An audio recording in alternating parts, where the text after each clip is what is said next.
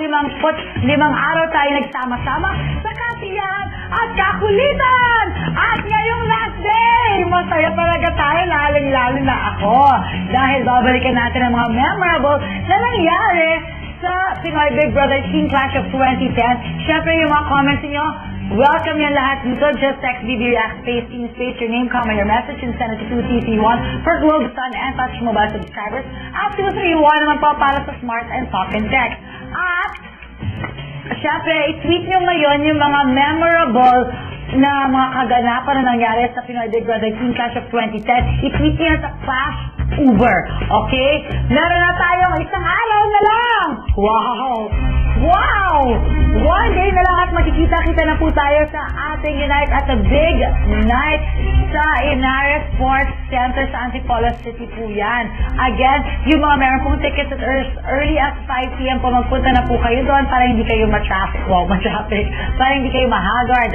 Kung meron po kayo mga baby 6 and below, iwan nyo na po sa inyong mga bahay kung pregnant po kayo at baka ma-haggard kayo.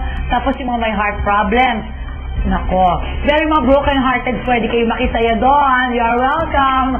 At syempre, magbasa na tayo ng tweet naman. Okay, eto na. Ito si Don Migs. Go fight, win housemates. Bukas na ang Unite at the Big Night. Tama! Si ano naman?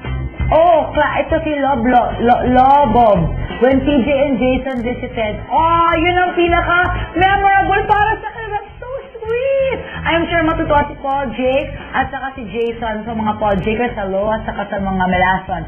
Break muna kami to watch Uber last day na mamimiss namin kay More Power Louie Urbano of Santa Mesa. Oh, we love you, Louie. Oh, Mir, thanks for joining us today. Again, hi to Renji and to Andrew. At sa Maria Society and Forever Mariela na nandito. At eto naman talaga, ang Uber tumatak sa ating lahat.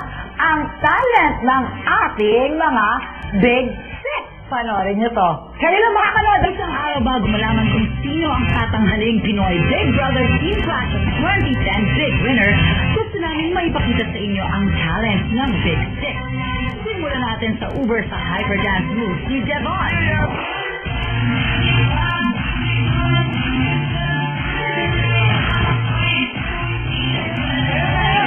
Magaling! Pati si Jong napabilib mo din. Eh, paano naman kaya si Fritzy? Siyempre, may talent din.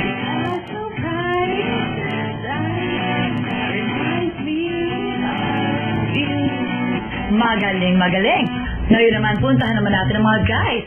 Simulan natin kay Baby Aidan. Bahay kubo kahit muntik ang halaman doon ay sari-sari. Oh, galing-galing talaga ng bahay kubo ni Baby Aidan. Meron ba bang iba? Laban natin to. Ang ganda-ganda talaga ng boses mo, Baby Aidan. Come on, you show them you can dance.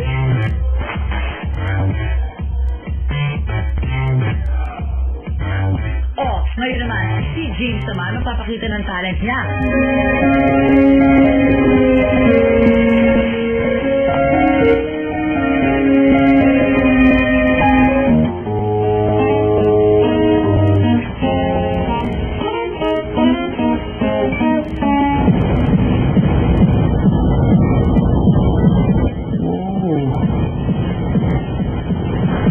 Sobra naman talaga.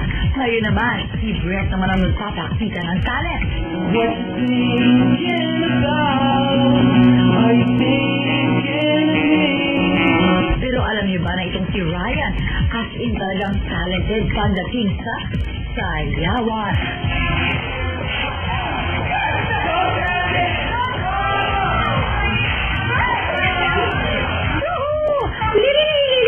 Dali-dali magaling. Song naman Layan, yung Tagalog ha? Sa Pinoy, ipakita sa mundo kung ano ang kaya mo. Dahil sa Pinoy, huwag kang matatakot. Dahil ang Pinoy ako, Pinoy tayo. Talaga naman tumatak sa atin ang talent ng ating Big Six. Ngayon, talaga namang masasabi na natin na ang ating Big Six Got Talent. Ay, akala nyo! Ako pa! Pero ako naman na talaga. Nakenta na po. Bulag ako today. At syempre, magbabasa ba ako ng tweet ngayon? Kayo, ano gusto nyo? Magbasa na lang ako ng tweet. Okay, from Cheryl Asinaf.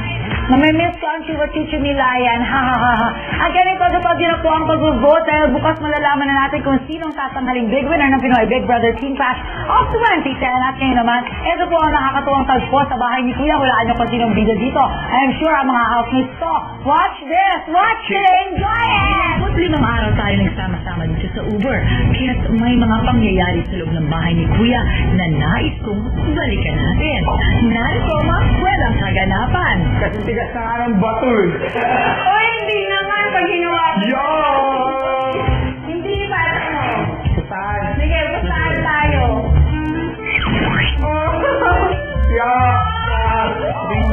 Ito ang ekstinang di makakalimutan niyan. Ano ba kasi kinain mo? Kasi sa apartment, nagaganyan din. Pero may pang-bomba, di ba? Kaya na-flash ko, eh wala dyan eh. Kaya naman ito. Gusto. Kaya hindi nga ako kahit kailan. Wala na tayo magagawa. Nangyari na yan eh. Uy, malindi ko muna ako. Warning, out of order pa ang ating ban.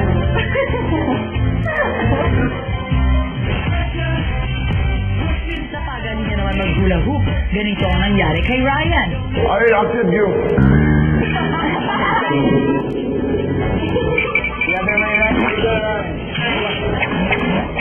Sigurado kayong patagalan niya, ha? Baka kung ano lang ang gawin niyo.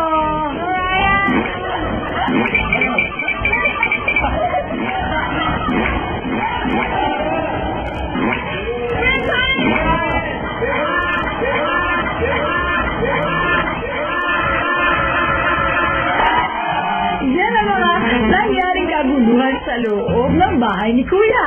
Ang kulit niya, housemate!